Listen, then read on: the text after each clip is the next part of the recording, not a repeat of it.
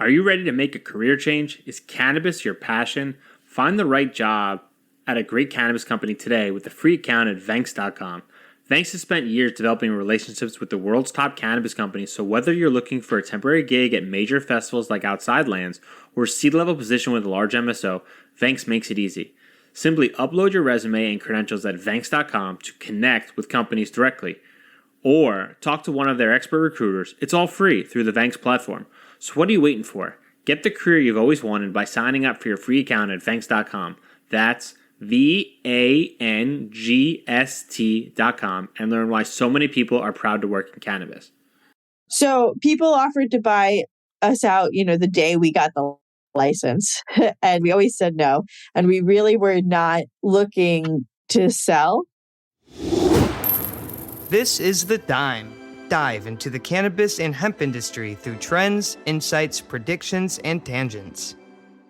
What's up, guys? Welcome back to another episode of The Dime. I'm Brian Fields, and with me, as always, is Kellen Finney. And this week, we've got a very special guest, Hillary Peckham, COO of Etain Health. Hillary, thanks for taking the time. How are you doing today?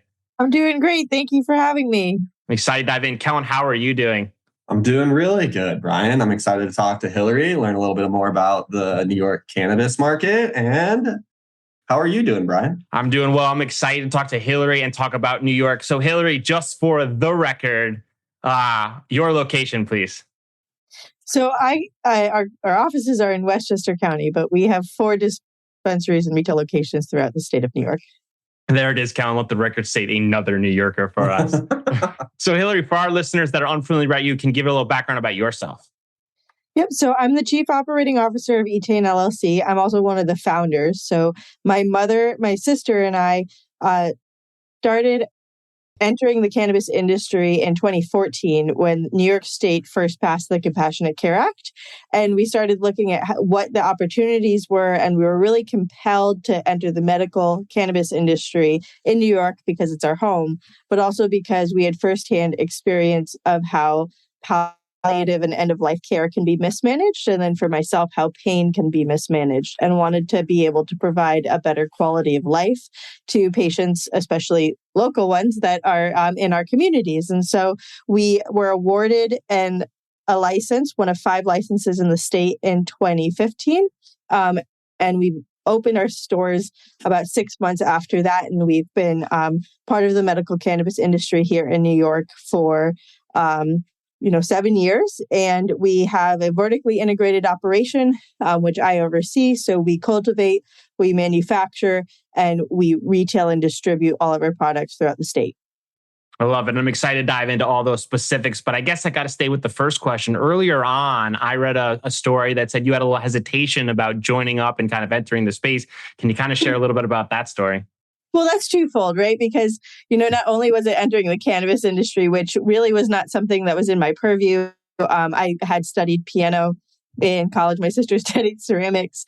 And this was not something that we really participated in or like that. And it was until I learned about all these anecdotal stories of people having sort of life-changing outcomes from using cannabis that I got on board.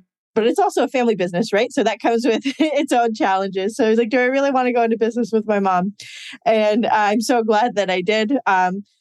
For all of the reasons beyond the family part, I really enjoy watching and working with my mom. But the opportunity to provide care and compassion to people in New York has been sort of unparalleled for me. Was there like a single moment once you got the ball rolling that you were like, all of my worries were for nothing? Was there like a moment that you can remember? My mom and I had kind of spoken about doing this, and she was a little non-committal, but I could tell she really wanted to do it. And finally I said, listen, if we're going to do it, we're going to do this to win. And she said, okay. And so then we jumped in, and it was really wonderful. After that, we immediately met the organization Women Grow, which had just launched its first meeting in New York, which we attended, and found this amazing group of women who really sort of took me in and my mom and helped us network and get the expertise we needed. So it was like immediately we found our group of people and we were able to continue as soon as we were solidly committing. Working with family definitely has its inner workings and challenges, right? Distributions of responsibilities, kind of the relationship dynamic of you and your sister and your mom. Those are all challenges. So when the three of you are sitting around deciding you're going to do this, how does the first step work? Is it we're going to separate responsibilities? We're going to have conversations? Take us through that insight. Yeah, so it's actually, I'll say worse as a joke, but worse than that. But my husband works for us, and my brother-in-law, my cousin, and my twin brother as well. So we have a lot of family in the company. So I think sort of quickly we realized we would need to delegate and give people specific roles so that we weren't up in each other's business, which obviously happens anyway because we all are a close family. But my sister is in charge of cultivation. My brother-in-law in charge of production, and he's an engineer, so all the manufacturing and automation that goes into our products. My husband is the CIO, so he's in charge of all the information and technology data collection.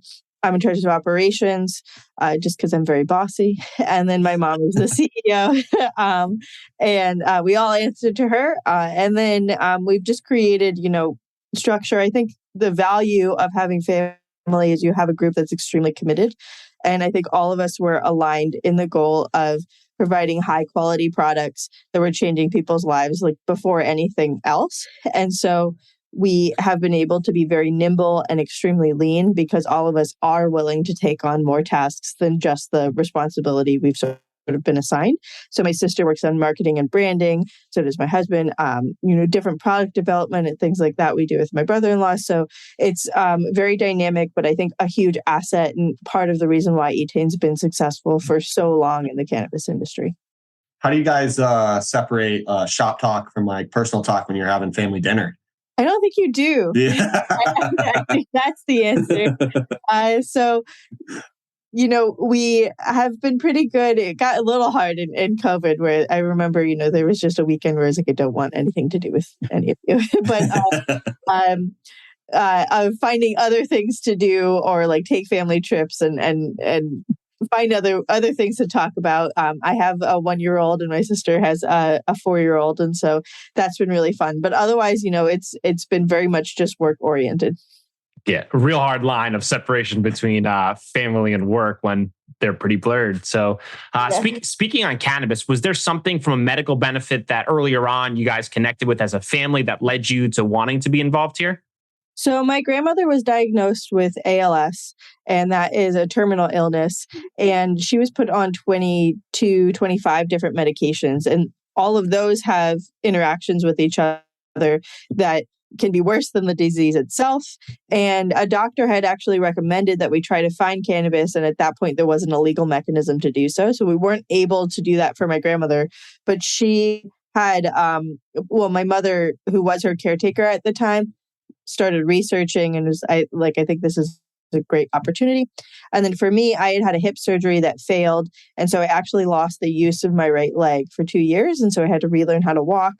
And I personally saw how pain is mismanaged. So I was in college at the time, and the only thing that I could be given was really Adderall and Percocet to try and get through my day, which is really not providing me quality of life. And so I became very anti-pain medication, and seeing the opportunities that this provided primarily long-term pain patients for relief, just sleeping at night and those kind of things was something that really captured my attention. And so we went into it having had these personal experiences, and then we have another family business. So literally all we do talk about is family business. It's one or the other. And that has a lot of industrial property. And originally we thought it could be sort of an alignment through the two companies, but it was because of cannabis laws and banking and everything, we had to fully segregate them. But we thought we could use the underutilized property that we owned, and we could operate a cannabis business. It very quickly diverged from there, but with those synergies, that's sort of how we set off on our path. You said that you originally, when you were speaking with the doctor, they told you to kind of go seek out cannabis, but there wasn't any available. What was that search like once the doctor was like, hey, there might be this plant that could help. And you're like, well, where do I get it? So I think my mom asked my littlest brother for help. And it's really not something that has been part of my family's culture. So we were no help to my mother. And we were kind of stuck. I think Connecticut had a medical program at that point that had just gotten up and running. But my grandmother was very concerned with the federal illegality and things like that. And eventually, like when the opportunity was like, we could do this for you, she declined because she wasn't willing to try something new, which I understood at that point. She was trying all sorts of different medications. Yeah. Was there doubt that you'd win the license? So I think that there was doubt from everybody else, but I was very sure that we were a good candidate throughout it, which now I'm looking back and I'm like, I was very bullish on that. You should be. Yeah. There were, I think, 42 applications. We were the only family-owned and the only women-owned applicant. And we really tried to prioritize communities that we know and to have a geographic diversity within our dispensary locations. I thought we had a really good team and we were able to execute once we got the license. So I knew that we would be able to do that. And so I didn't have any doubts, but definitely there were a lot of people who, especially I look very young. So I looked like at that point, it was, forever ago, I looked like I was 12. So a lot of people just really questioning why I was doing this or how we could possibly get a license, but it worked out. So the day you guys got the license, what was that? Walk us through those feelings. Was it like a celebration? Was it like, hey, let's get to work? How did that transpire? So one of the people who definitely didn't think we were going to get a license was my dad. And so I was actually at their house when we were awarded the license. And we didn't have corporate offices or anything because it was just me, my mom, my sister, and like two other people. And we would just work out of my parents' house. And so that was our corporate address. And so all these news trucks rolled up thinking that their house was where we were going to be growing all of the cannabis. And we live in like a pretty affluent and conservative neighborhood in Westchester. So that was not the messaging that we had really wanted. I also had been waiting for weeks for this announcement to come out. So we actually were hiding like under the windows. So the news trucks wouldn't see us, and our neighbor came over and told them that we weren't home and sent them off. So that was sort of how we kicked off the morning, and then we had a family dinner and celebration that evening. Yeah, and then my understanding of you is you're an action-oriented person, so I'm sure everyone got a list of responsibilities needed to execute over the upcoming weeks. So that afternoon, we actually started construction on our manufacturing facility. We kicked it off. Yeah. So take us through like how that is. So you have some assumptions going in, you're thinking one thing, you get the license. Now you start to think is what's a challenge that you didn't foresee happening that kind of took you along the way that looking back, you're like, that definitely was a lot harder than I thought it going in. So I think that the application was so detailed that you had to basically build a business before it existed. And that gave a lot of benefit because you knew exactly what to do, but it's a whole different reality when you're under a very tight timeline. So we were given by law 180 days to get fully operational, which meant growing all your plants. At that point, only extracts were allowed. So you had to extract it. You had to create your products under standards that did not exist in the industry. So there were pharmaceutical standards, testing methods that were being created like as you were getting up and running. And you also had to be working on your retail locations, which meant signing leases, renovating, getting all the security requirements up and running and getting those going. So it was a huge undertaking. And the time was really the main hurdle. And there's a huge difference between putting it on paper and then actually doing it. And so I think what we found, especially back then, was a lot of people claimed they had expertise that was not real. And so we just had to figure out how to do it on our own. And I don't think that much has changed today in the industry, unfortunately. And so we had a lot of sort of missteps figuring it out on our own or trusting people, especially back then when there weren't references or anything like that. But we all figured it out. I definitely was like sleeping at our manufacturing facility overnight because we were only getting a few hours of sleep towards the end of the time frame there. But it was, looking back on it, I look back on that time very fondly because it was, a very core group of people that many of them are still with us today. It was very family oriented, and we were all just figuring it out together as a team. And then meeting that goal of getting operational was really wonderful to do together with them.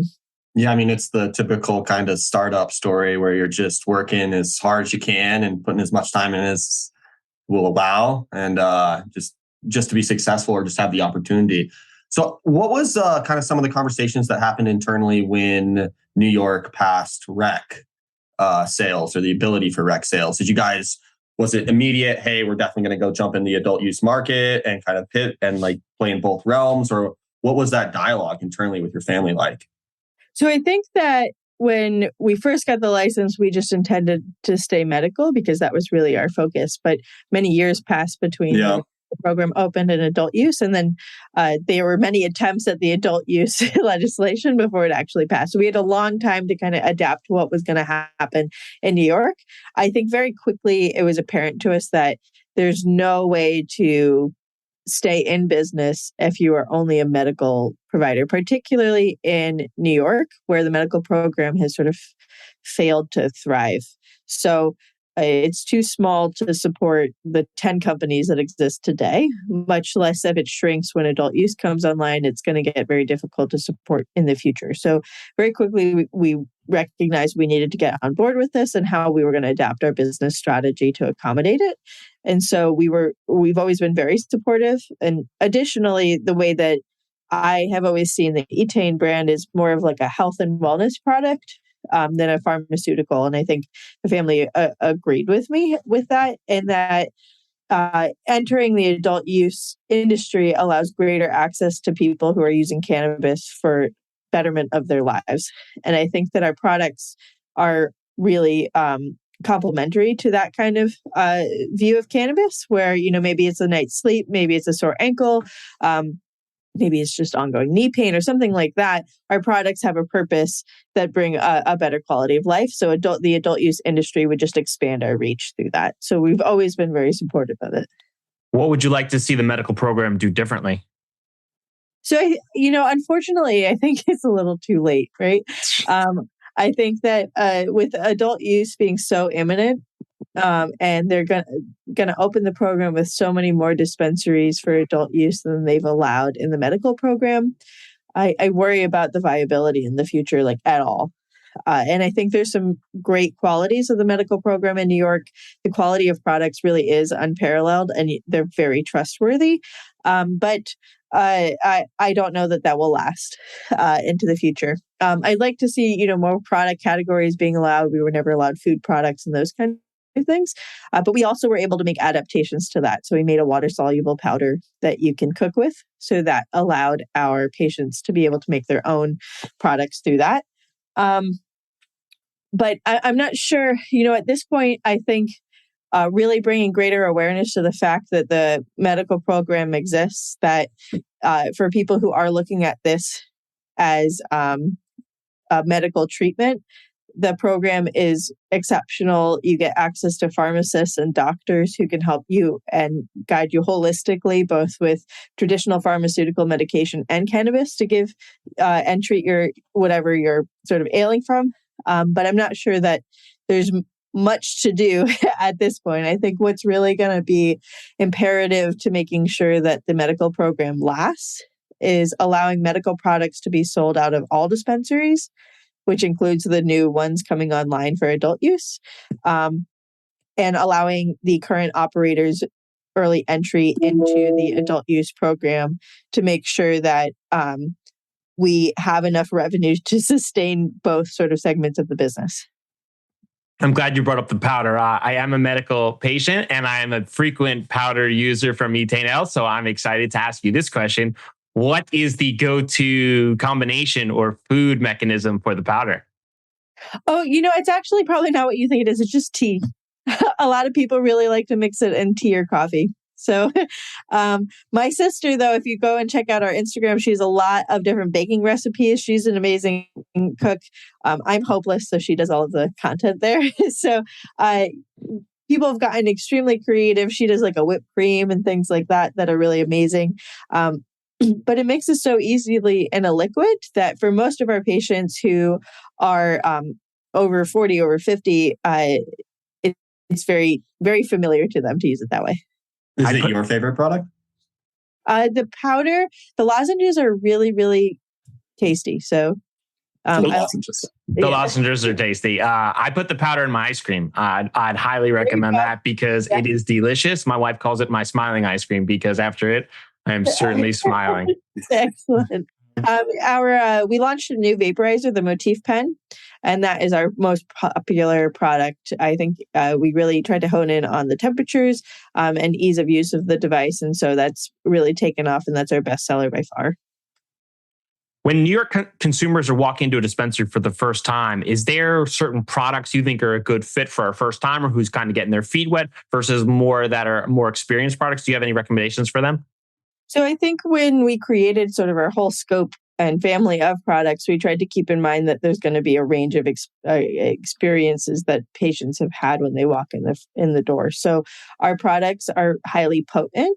So if you were to buy a tincture, it's dosed by a drop, not by like a huge milliliter or anything like that. So we're easily able to titrate our products sort of up and down. I would recommend something like a powder or a tincture where you can easily dose it as opposed to, say, a capsule where there's just a fixed dose per capsule. But what we are also able to target with our products is sort of fast and long-term relief. So a vaporizer would give you very quick, rapid onset relief, and a capsule would give you a much more delayed onset, but a longer lasting experience. And so what we do with the pharmacists and the doctors is we create a program that gives you the most opportunity to have success throughout your day, depending on also your experience. So the more you use cannabis, the more you're going to be able to take a higher dose or need a higher dose.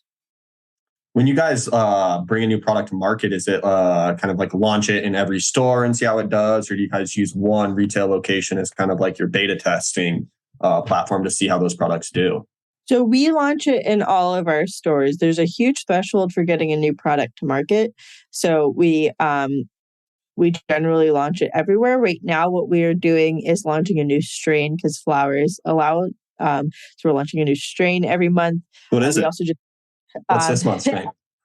You caught me off guard here. But we've been doing one or two every month. Usually, we have 4 approved ratios of THC and CBD, which is how this is dosed. So we do sort of all of those, and then we just launched pre-rolls. And I think we're going to have a few new developments. We're looking into gummies and those kind of things over the next year for launching. But our markets in each of the dispensary locations are very different, and it's hard to predict how they'll react. So we kind of just launch in all 4 stores and then see where we need to allocate more product moving forward where things are more popular. I want to turn to the inner workings of the business. For a vertical integrated company is extremely challenging. You're managing somewhere it's up to 6 different businesses simultaneously. So how does something like that go on? And can you take us kind of the inner workings on some of the challenges of overseeing an opportunity like that? So I think right now the biggest challenge is the changes that are upcoming and the unknown. But really, the main focus is on regulatory compliance. And so that really dictates everything that we do. And so you have to make sure that not only are you following the state regulation, but you've got like OSHA workplace safety recommendations. You've got the federal CGMP regulations for how to handle food products and pharmaceuticals. And so those really are sort of the main core foundation of how we function. And it's with sort of the mindset of compliance. But you do have to learn everything. And then now we're getting big enough that it's nice to have people who can just specialize in certain areas, but you're going to have to be able to oversee everything through to sale. Each segment of the business very much is its own sort of unit. and requires a different mastery of expertise. And so that's where it came in handy that we had those expertise sort of within my family. But if you don't have a compliance mindset, particularly in New York, but in the cannabis industry, I just don't think you'll be successful. Is there one section of the supply chain that is a little more, causes more headaches from a compliance perspective than other sections? I don't think so. They're all equally headaches. They're all very different. So they all present different challenges. Sort of at retail, you have no idea what you're going to get, like the people that walk in the store. We currently grow out of greenhouses so that that environment changes seasonally. So you're always facing sort of a different climate, which is going to impact your plants a little differently. And then production is very steady, but we're looking at adding new products and how to scale things up. And so that's sort of an efficiency jigsaw puzzle to put together. I was going to say, it's got to be pretty simple with being vertically integrated. Not simple, maybe that's the wrong word, but being vertically integrated provides the opportunity to optimize the flow of material, right? And instead of like having to manifest stuff within the track and trace software, you're able to kind of just keep it all in-house. Is that?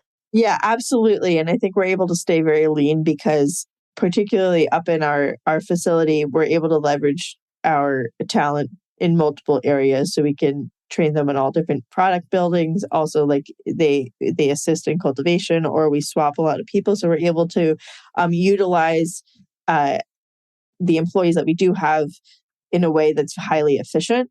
And then having your own retail and being able to manage that too, we're able to know exactly the order quantities that we need to build and manage that all in-house. So there are definitely efficiencies that you see in a vertically integrated company because the medical market's so small. We're not realizing the full capacity of that. It really comes at scale, but it definitely is an opportunity. And it helps that you guys, your family, and you're sitting there talking. So reviews from consumers will make their way all the way back to the grower, and so there's that whole kind of inner working dynamic from like a perfecting all these products and reviews and all that stuff feeding back into the system. We take it very personally, but it's also very direct to the people who are building all the products. So we know exactly what people are saying and how we should adapt. Yeah.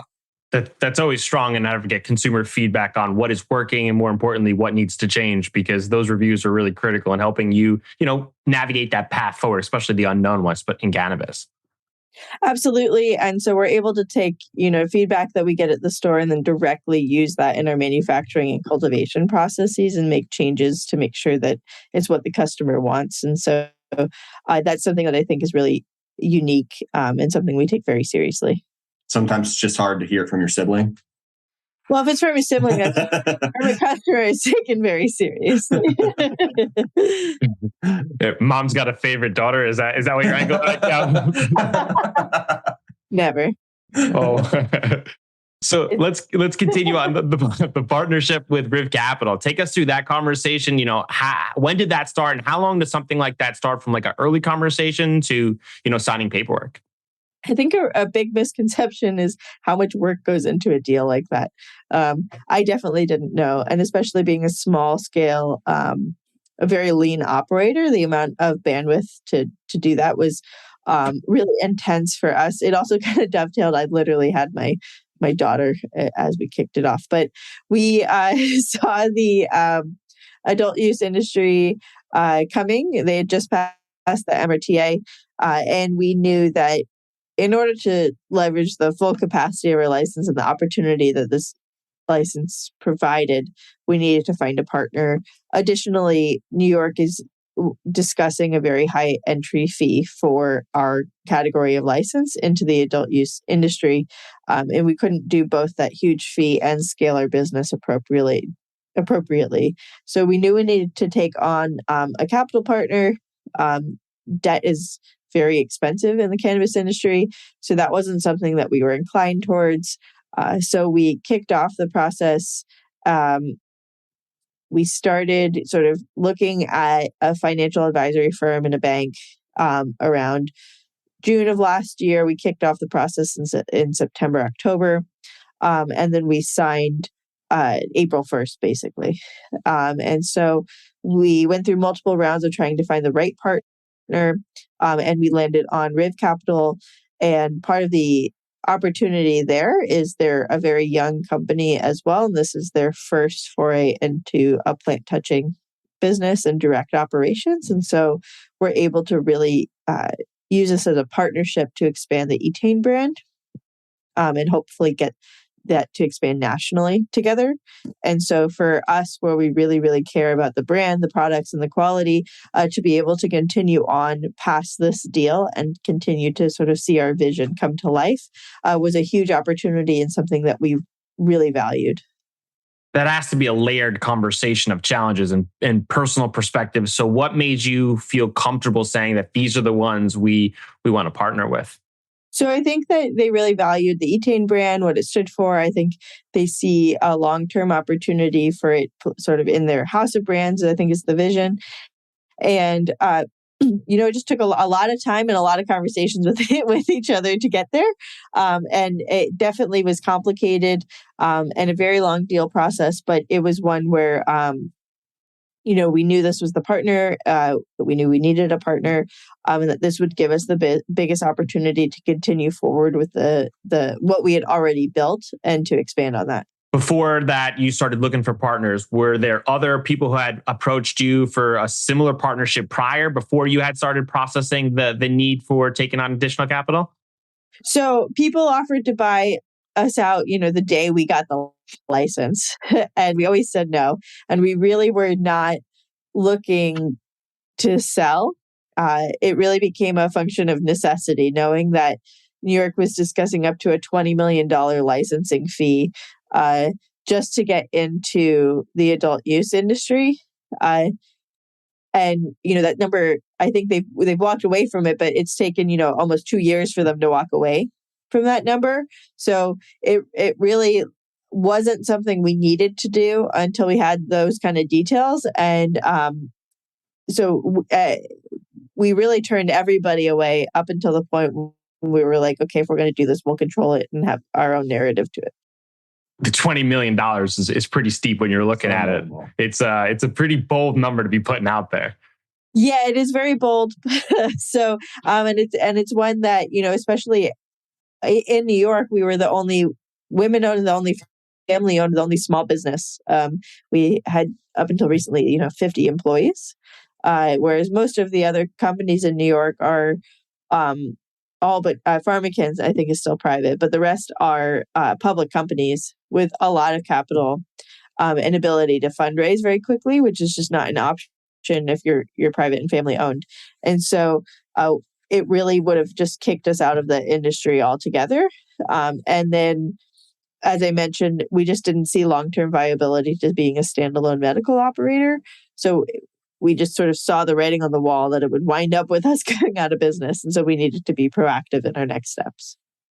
Yeah, it's a smart pivot. And for them to just assume, right, like capital is so easy to come by, especially here in cannabis, like it's a bold number for sure. And one that we could probably have additional conversations for at a later point and see, was that the right number? Or was there a different approach that they should have taken? Yeah. So right now it's still speculative, which did cause a little bit of heartache for us because we don't know what that number is. But it was up to 20 million. And so we knew that at a minimum, it was probably going to be something in the millions. And that would be taking away directly from our ability to also scale the business. And if we're not able to have product to sell in the adult use industry, either because we couldn't afford the licensing fee or the equipment and employees to be able to build it, that wasn't going to put us in a position of strength. So we knew we could stay as is. They also don't need to make it a limited license state if they're going to put the price tag at 20 million, personally. Interesting. I never thought of it that way, but right? It's like if the price of the ticket's so expensive, then it's going to automatically eliminate a lot of people looking to buy a ticket. Yep, and that was something that I was pretty vocal about, and is particularly if you're looking for diversity at every level of the industry. Fees like that will limit who has access to being a business owner at a vertical level. So you guys are a family-owned business, right? And this topic, right, of raising capital, how did the family kind of come to the conclusion to work with Riv to go out and raise the capital? Was it y'all sat down at dinner and had a vote, or how did that whole kind of We do have dynamic go down? work days and normal business hours and Zoom meetings like this. So, it's not all meals, but it was very much done in a unified way. So we all were part of the process, involved in the next steps, like what our priorities were, and everybody had a voice at the table as we moved along. What is one fact or statistic operating in the cannabis industry that would shock others to know? I think the dirty secret of the cannabis industry is no one's making money. I think everyone thinks that there is so much money to be made, but when you factor in particularly 280E, just about nobody is making money in the cannabis industry. And so I think people need to be very wary before they enter or they take on loans or leverage themselves in any way, for what the financials actually look like. And so I worry that people get caught up thinking it's going to be a great business. And right now it is still very, very tough. And so usually people outside the cannabis industry never believe that. And then you get in it and everyone's in the same boat. Yeah, many, especially here in New York, just anticipate the New York market is just absolutely thriving and that the cannabis industry as a whole is thriving. They see numbers on the media and just naturally assume, oh, everyone is just printing money, and couldn't be really farther from the case. Yeah, and I worry particularly, there's a lot of promotion for the industry, but I think there's a lot of unknowns. How many licenses, how many dispensaries there's going to be, what the viability of those are, like what the end goal is. Those kind of things haven't really been put out there. And I think that without those kind of metrics, it's going to be hard to know if you had a dispensary license, if that's really viable. And those are the hardest businesses to operate. So, and make any money with. And so I worry about people getting caught up in sort of the green rush here. And just like every other state, there being some pretty poor outcomes very quickly once people get their first 280E bill. Do you have any feelings on the gray market in New York? What does that mean? The let's say the unlicensed dispensaries or the storefronts that are operating and presume themselves as like a regular storefront, but are not a licensed entity.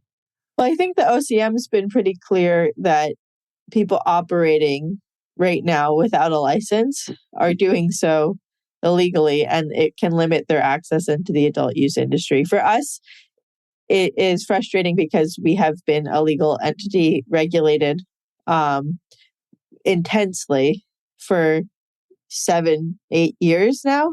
And there's a lot more variety that's available at those stores than what we're able to produce in the medical setting. And there's a lot more of those stores open right now than there are medical stores. So I think that as someone in the industry and being subjected to a completely different set of rules, it's frustrating to watch. I mean, it's a good sign that there's clearly large demand, right? I don't think anyone ever questioned demand. I was just trying to sugarcoat it because it is it's a really negative situation for someone that's operating under the way you're supposed to do it. And you see all these other entities just kind of cutting corners, no taxes, no license fees. They probably aren't worried about 280E. No, I'm sure they're not. They're having a great day. And I think that without, right now we're waiting on regulations and what our next steps are. Also, without knowing our next steps as a business, it's very hard to understand where we're going to go and how we could eventually compete with these entities. When you started your journey in the cannabis space, what did you get right? And most importantly, what did you get wrong?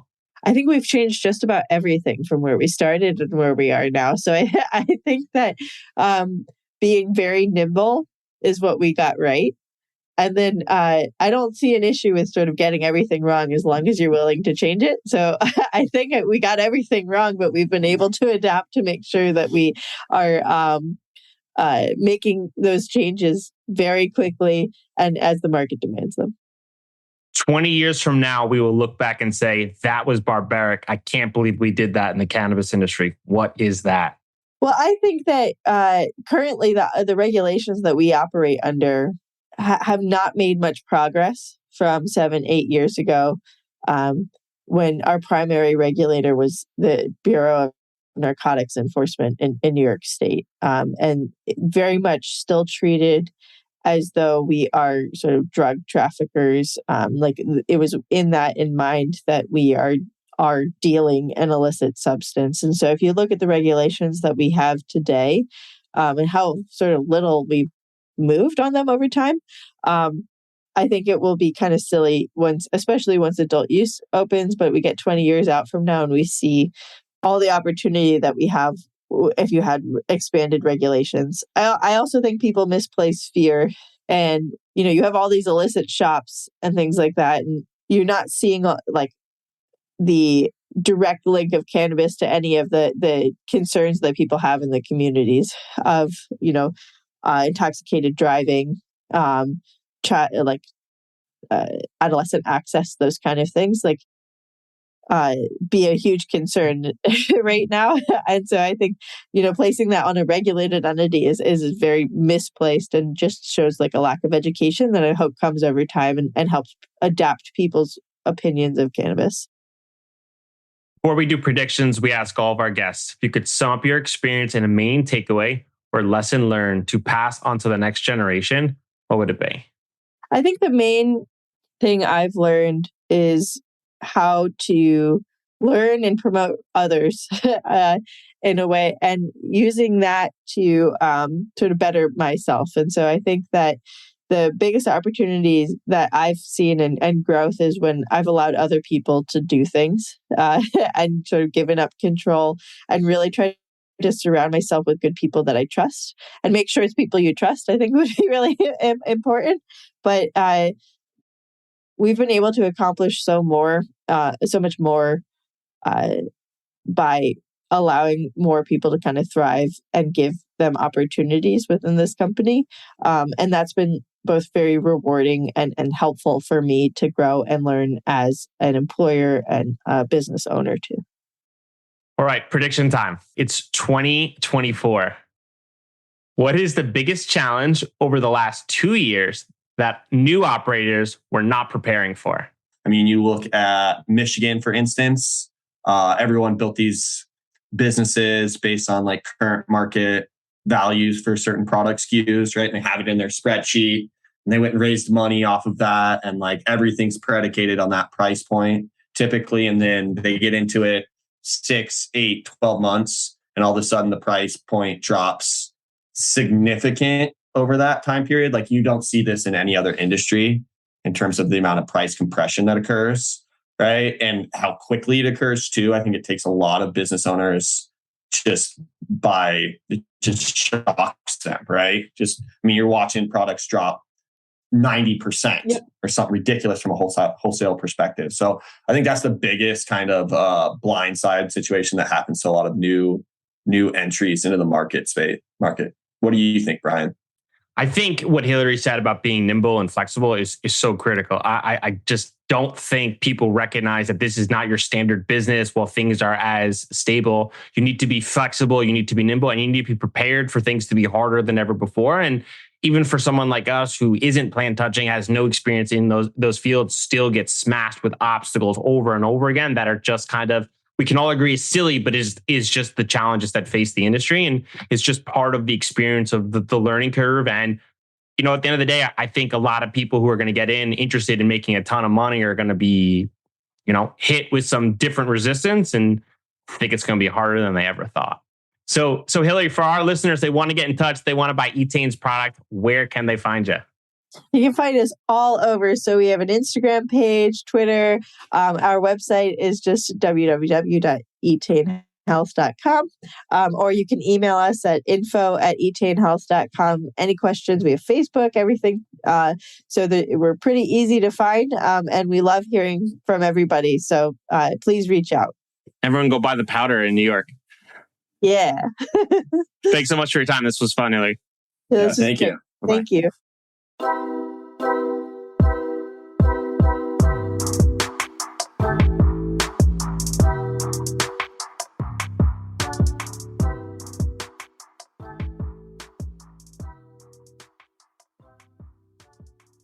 Thanks for listening to today's show. To check out more great cannabis podcasts, go to podconnects.com. Here's a preview of one of our other shows. Hi, I'm Gary, and I invite you to discover the Cannabis Podcast, a bi-weekly podcast focused on a Canadian's cannabis culture. I would be the Canadian, and my cannabis passion and culture has been building for 5 decades. I share that passion for this wonderful plant in every episode, through conversations with cannabis advocates and enthusiasts, stories about the ever-changing legal environment, and some hands-on testing of product in a segment I call Cultivar Corner. The Cannabis Podcast, a Canadian's cannabis culture, one toke at a time.